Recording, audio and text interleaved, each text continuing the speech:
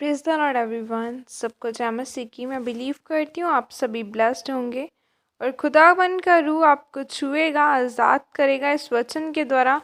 और ये वचन आप लोगों की जीवनों में, आपकी ज़िंदगियों में बोया जाएगा। आओ मैं उस जिंदा वचन को पढ़ती हूँ, जो वचन हमें परमेश्वर के दास अपोस्टल अंकुर यूसुफ निरूला जी द्वारा और परमेश्वर की दासी पास्टर सोनिया यूसुफ निरूला जी द्वारा हमारे लिए दिया जाता। आओ मैं इस वचन को पढ़ती हूँ।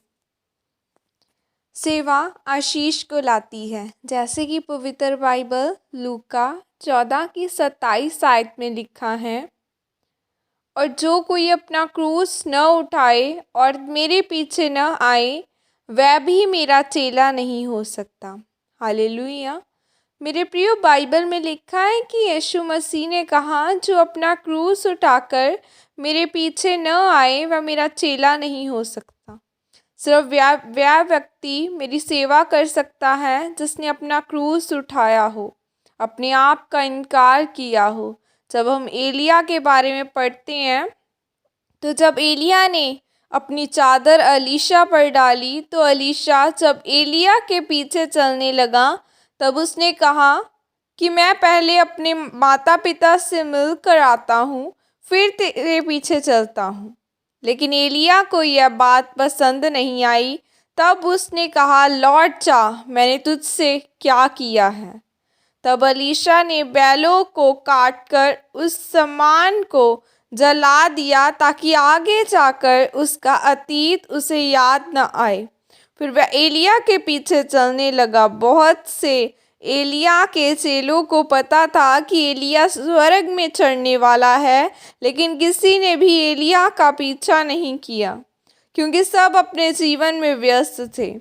इसीलिए वह एलिया से अभिषेक नहीं ले पाए, जिसके कारण वह असफल हो गए। सिर्फ अलीशा 2 गुना अभिषेक को लेने पाया।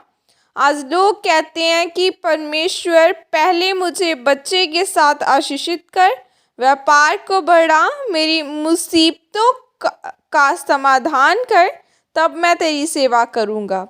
मेरे प्रियो, सिर्फ वही व्यक्ति सेवा कर सकता है जिसका ध्यान इस चीज़ों में नहीं कि लोग मुझे क्या कहेंगे। एक सेवा करने वाला व्यक्ति परमेश्वर की मर्जी का इंतज़ार करता है। लूका 8:3 में लिखा है कि हेरोदेस के भंडारी खूजा की पत्नी योअन्ना और सुसन्ना और बहुत सी अन्य स्त्रियां अपनी संपत्ति से उसकी सेवा करती थी। उन औरतों के पास सोने, चांदी और महंगे इत्र और खेत होते थे, जिनको बेच कर वह परमेश्वर की सेवा करती थी। लेकिन आज अगर चर्च में सीए को ज़रूरत है, तो वह लोग सेवा के लिए आगे ही नहीं आते। निगमन 23 की 25 आयत में लिखा है कि तू अपने परमेश्वर यहोवा की उपासना करना, और तब वह तेरे अन्न जल पर आशीष देगा और तेरे बीच में से रोगों को भी दूर करेगा। अगर आपने अपने जीवन को परमेश्वर के लिए समर्पित किया है, तो आप अपने वरदानों से, गुणों से, पैसों से परमेश्वर की सेवा करोगे।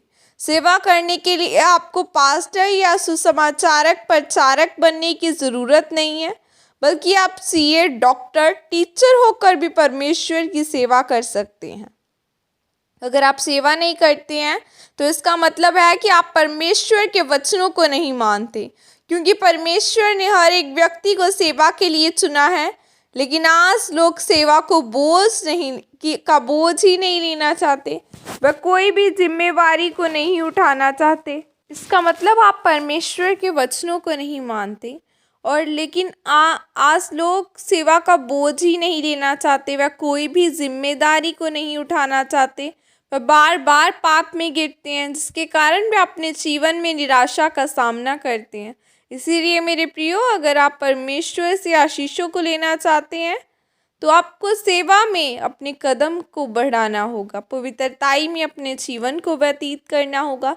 तब परमेश्वर आपके जीवन में आकाश से आशीषों की नदियां बहाएगा। आमीन।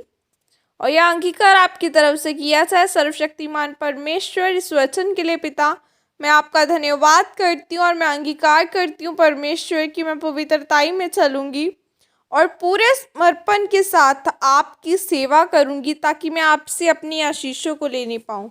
प्रभु यीशु मसीह के सामर्थ्य नाम में मांगती हूँ, आमीन।